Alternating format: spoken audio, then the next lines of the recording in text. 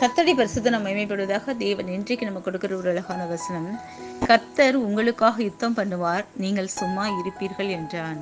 ஹல்லேலூயா. ஆண்டவர் மோசேயை கொண்டு இஸ்ரவேல் ஜனங்களை பார்த்து சொல்லக்கூடிய ஒரு அற்புதமான வார்த்தை. இந்த வேலையில கூட கர்த்தர் நமக்காக ஒவ்வொரு நாளும் யுத்தம் பண்ணிக்கிட்டு இருக்காருங்கிறத ஆவிக்குரிய இஸ்ரவேலராகிய நீங்க ஒவ்வொரு நாளும் அறிந்து கொள்ளணும்.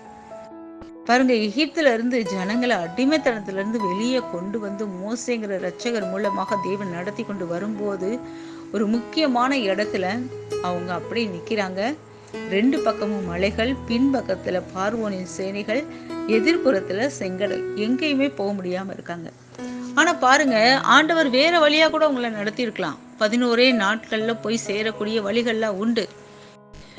பாருங்க, யோசேப்பை கூட அவங்க வித்து போடுறாங்க. அவங்க கூட்டிட்டு போனவங்க யாரும் செங்கடலை கடந்ததா சரித்திரம் இல்லை.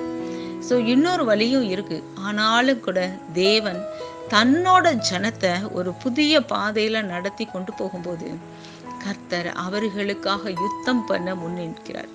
அப்பதான் அந்த ஜனங்களுக்கு தெரியும், எங் தேவன் எங்க முன்னாடி பெரிய அற்புதங்களை செய்கிறார், இவர் தான் மெய்யான கடவுள், இவருக்காக நாங்க இருப்போம்னு சொல்லி ஒரு வைராக்கியம் ஜனங்களுக்குள்ள வரணும், மனம் திரும்புதல் வரணும்னு சொல்லி ஆண்டவர் அவர்களை செங்கடல் வழியாக நடத்தி கொண்டு வரும்போது தேவன் அவர்களுக்காக யுத்தம் பண்ணிடுறார். இந்த நாள் வரைக்கும் உங்க ஒவ்வொருவருக்கும் தேவன் யுத்தம் பண்றாருங்க. கர்த்தர் இன்றைக்கு உங்களுக்கு முன்னாடி இருக்க சத்துருக்களை துரத்தி அவங்க கண்களுக்கு முன்னாடி உங்களை மேன்மைப்படுத்துவாராங்க. ஆமென்.